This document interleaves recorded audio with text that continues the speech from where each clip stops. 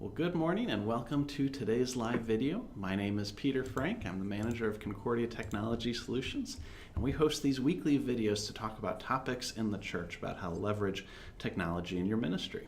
Today we've got a communications topic all about church logos, and I'm excited to discuss this because I think it's an area that a lot of people think about, those who are in church communications, and it may not always be the case that a church has a logo. So we're going to dive into this with Stacy Yates. Stacy is a frequent guest blogger for us, and she's been on the live video several times now. So it's always good to talk to you, Stacy. How are you doing today? Hi, good morning. I'm doing great. Great. And Stacy, you are, and I always double check my notes to get it right, the communication director at Holy Trinity Lutheran Church and School in Edmond, Oklahoma. So can you talk a little bit about your role there for those who are watching that don't know you and what you've done? Yeah, absolutely. Uh-oh. Looks like we just lost her. We've been having a lot of issues with our guests connecting. I think it's on our end, not on theirs, because regardless of where they are, it seems like every week we've been having these issues. So we'll wait for Stacy to get back up and running again. It usually only takes a second, and then let her finish. Connect us with our community. Well, Stacy, I'm sorry, I think you cut out there for a second, right as soon as you started talking. Do you mind giving us a quick recap? This is those technical issues I was telling you about where our guests just cut off. So tell us one more time briefly what you do there at Holy Trinity. Yeah, absolutely. So as the communication director at Holy Trinity, I'm able to work with the ministry staff at the church, as well as the school director and the leadership there, to not only communicate to our members and our school families of what's going on at the church, but I'm also able to communicate our mission and our vision to our community and help connect our church and school to our community and help carry out our mission. That's fantastic. It's great that your church has that opportunity to have a communications director because it's so needed, especially in today's age of technology and with all the different channels and mediums that we can communicate. So I thank you for bringing your expertise and experience here to share with others. So today we're talking about church logos, but before we actually get into church logos, let's talk about logos in general. So why are logos so important to brands and businesses in the broad sense? So a logo is something that gives a brand or an organization, it's their identity. It's able to convey and distinguish who they are to the world through an icon or the logo, and it gives recognition. So in my blog post, I put a few logos and asked for the readers to identify them because I think so many of us are able to instantly, by seeing a logo, identify a brand, but it also influences customers. I think when you see a logo, a business knows that if their logo is good and it conveys who they are, it's going to draw a loyalty of customers, and they put a lot of effort into those logos because they are so important in conveying who they are and distinguishes them among the many businesses that are in this world. Good. Let's take a look at the blog post, and we'll show the logos that you mentioned there. But in your opinion, what's a good logo? Like, what is it that it entails that is, I don't know, saying what the brand hopes to say about their business in a logo? Yeah, so I think it says who they are. So like the New Balance logo, for instance, that's on the website, it kind of looks like it's running or it's going. And so it's telling, it's shoes, it's fast, it's kind of like an athletic. So, and Gatorade with the lightning, it definitely, with sports like strong and things like that. So it's conveying in the different colors, and it conveys who they are and what their values are as well. I think sometimes, I know even things like FedEx, I've noticed they have an arrow in it. There's kind of a hidden meaning, but not all logos have a hidden meaning. For instance, apple.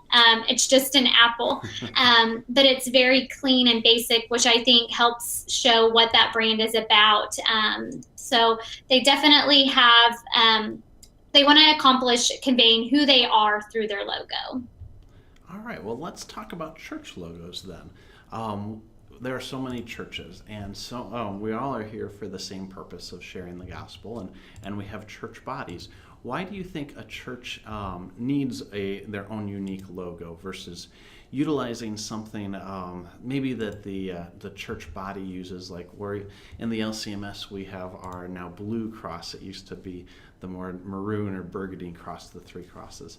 But why do you think it's important for a church to have kind of their own unique logo versus using a generic symbol like a cross or a fish? What's important about a church having their own logo? So I think, especially even in the LCMS, we are very blessed that the LCMS has their own church logo and their cross, and we are, as a unified group of believers, able to have that logo that identifies us with the LCMS. But as a church, having a specific logo, because we, throughout the United States, we all have different communities, and we're all in a different place in our ministries. So it's important that you have your individual logo so you're conveying who you are and the values of your church and your mission and your ministries at your church and the people that meet at your church. So I think having that specific brand or that specific logo helps convey who you are to the community that you're in, and also letting them know that, yes, we are one in who we believe in, that we also have maybe different ways of doing things, or we have a different focus on different ministries based on our community and where we're located. Because I believe God puts churches in specific or in different communities for a reason, to cater to those people and reach those people in their community. And it's amazing how much a logo can help convey that before someone even walks in the door. That's great. So what do you think a good church logo should include? How would you go, and we'll talk a little bit about how to go about it, but what are some of the aspects of a good church logo? I've seen church logos that don't have a cross, or they don't have, so I think the important thing is to make sure when you're putting a church logo together that it is true to who you are and what you believe in, and it's simple and basic and conveying that. So I don't think that I personally could tell you exactly the specific elements. Oops, looks like we lost Stacy again. We'll come back in a second. We did have a comment about the volume level between me and Stacy being different. I think we've tried to adjust it. I don't know if it's any better or not yet. So if you're still having questions about that or issues with that, let us know in the chat. But thank you very much, Scott, for telling us about that. All right, Stacy, looks like we got you back. You cut out there for a second. Sorry about that. That's okay. So I was just saying that, you asked me about what the elements that a church logo should have. And I don't think that I personally can tell each church what they should have in their logo. I think it's important to make sure that it's unique to you and conveys who you are. So whatever those different aspects are, I think that what your gut is telling you and what your team is telling you is what a collaborative team is telling you to put as your church logo. You should.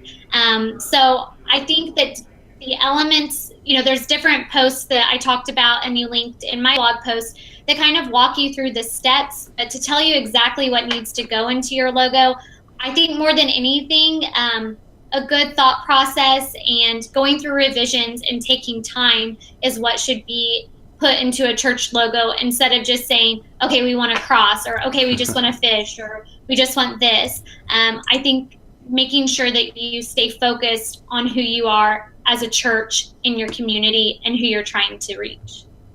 That's awesome. Thank you very much for clarifying that. That just, I've seen churches that'll use a clip art or something of a generic cross, and it just says then we are just some church. We are a generic church as opposed to who they really are. Let's talk about how to use it. You've already given us a kind of a head start on how to get started with it, but let's talk about how you might use a church logo. And what ways would be most appropriate? Certainly like on the website and business cards, but do you have any other suggestions on how to appropriately use a logo without going too much or too little? Yeah, so we use our church logo. I have it in we have slides during our service, worship slides that have our lyrics, our song lyrics, and the liturgy on them. And I actually have our logo in the bottom left on every single slide. And it's kind of faded. It doesn't stand out too much, but that is a subtle way for me to keep our logo and our branding in front of not only our members, but even our visitors. And what I also love about it in our main sanctuary is where the cross is that we kind of styled, or we did style our logo off of. So I hope that having that there kind of gives people, oh, like if they didn't know the light bulb goes off, that's where that cross is from, and they're able to tie it together. I think, you said not going overboard with your logo. I think putting your logo on pretty much everything is important. The key is making sure that it ties in with the design of the overall project that you're putting together.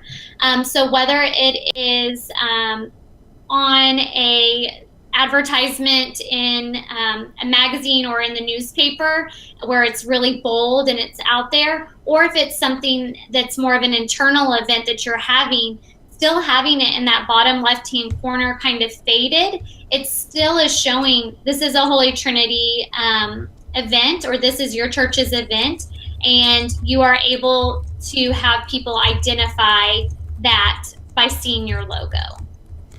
Very good. Well, yeah, I've seen it where it can be used on everything. And I think this goes into our next step or our next part of this, these questions on how to protect it. Because sometimes I think the overusage of logos comes in the abuse of using the church logo. So let's talk about how to protect your church logo. First off, from whom are we protecting the logo from? Who is it that could potentially misuse our logo? So I think it's people that don't fully understand the importance of the logo and the branding and what it stands for. And it's not that they are purposely not understanding it, but they don't fully understand the whole picture of the logo and what it stands for and the branding behind it. So in the post, I gave two scenarios. We did have an outside church take our logo and basically just put it in Photoshop, changed the colors, and said, this is who we are. And it was funny, in that conversation, this church was telling me that, we're really trying to rebrand, and we're, part of this, we're a small church, and our membership has gone down, and this is why we did this. And then they really felt that that was the best way to do it. And I had to explain to them that taking someone else's logo is not the right way to rebrand. You want something that your church is going to be and your membership is going to be excited about and want to share, because it's conveying who they are as a church. And so I think protecting it from not only the outside people that might want your logo, but also internally. You said misusing it, so I talk about like stretching it. And sometimes people in our own organization, in our own church, will put it on something and stretch it because they are like, oh, I had Whitespace here, let's just put the logo on it. And sometimes you have to protect it from I hate to say your own people, but your own people, your internal staff and things. And just protecting it doesn't mean saying, no, you can't have this, I have to put it on there. But protecting it means you need to walk through it with them and explain what it is and why it's so important to place it this way and what it's conveying when you stretch something or shrink it where you can't read it. That's exactly the point, is that it's explaining to them the value of that and saying what is wrong with doing that. And I think, as a side note, whitespace is never bad. If you have too much whitespace, don't fill it up with a stretch logo. Yes, But amen. I love that approach of saying, here's why it's important to do it this way and not in any way, shape, or form, because it again emphasizes your church's brand, why you have the logo in the first place and what it conveys, and it really holds it up as something important as opposed to just something to throw wherever you mention the church. Right. Sorry to interrupt. No. And I think that sometimes, like you said at the beginning of this, our church is very blessed to have me as their communication director, and not all churches have that. And so I think it's important that taking the time to explain it, because as church staff workers, we can't control everything, but the one way we can control it is explaining why it's important, and then hoping that they understand it to go out and put your logo on what they're using. Right, exactly. When we rolled out our logo, and we are blessed at my church to have a great graphic designer as a member who also is on our team here at CPH. So he worked to put together our logo, and when we announced it in a congregational setting and said, okay, here's how you can find the usage, and if you want the files, come ask us, as opposed to here's the file for everybody. So it just gives that opportunity to talk about it. Yes. Glenda had the question. This is kind of where we're going next. How do you stop somebody outside the church from using your logo? So in your example, this other church used it. What steps would you recommend taking to stop somebody else from using the logo? Kind words, and a lot of conversations, and just following up and being persistent. We are hoping to invest in kind of the copyright rules and copywriting our logo, but we haven't gotten there all the way yet. We're still in the process of that. But I think as a church, just explaining to the organization or someone else and telling them why it's not okay, and maybe offer your help. I have some graphic design ability, just a little, enough to be dangerous, but I offered my own skills to this church, because at the end of the day, we're all working on the same mission, and we're all trying, to achieve the same thing, but we want to keep our identity as a church in our community. And so I think also Googling your church and getting on Facebook every now and then to see if someone's maybe misusing your logo or misusing or trying to pass your logo off as something else, and then just picking up the phone and having those conversations and explaining to them why it's not okay, and offer your help and support. I think it's a learning process for everyone, and so I think by staying on top of it and Googling your own church or Googling your own name is a way that you can proactively protect it. One thing I just thought about too, there's a follow-up question from Glenda about how do you know if somebody uses your logo. You gave a few good examples. I would think that even the Google image search would be a good way of doing it. There's ways to upload your logo to search for images like that and see where it's used. It doesn't work with people. They haven't gotten it sophisticated enough with that. But with inanimate objects, it's used for all sorts of different purposes, but I think that might be a way to see it too, and you might be surprised. You said in the blog post that your assistant pastor there stumbled into it just when he was Googling your church, wasn't that right? Yeah, he was actually getting ready to do a Facebook Live video, and so in the search, he put Holy Trinity Lutheran Church, and it pulled up our logo for our church, our Facebook page, and then it pulled up the other church. And he was like, what is this? Because the colors were off. The logo on their Facebook picture was zoomed really close in. And so he clicked on it because he's like, I know Stacy would not let this go, get away with it on Facebook. Like, there's no way this is our page. And so he showed it to me, and sure enough, they had it on there. They had it on their website. And the, the crazy thing was that they told me that they had used a graphic designer to help them. And the graphic designer said, well, I don't see a copyright. So I think another thing is, when you're using a graphic designer, it's worth every single penny. It's worth the investment. It's worth finding that graphic designer that will help you make something unique for you and your church, instead of just saying, well, I like this, and they change the colors. It's okay to like something, but definitely making it your own is more important.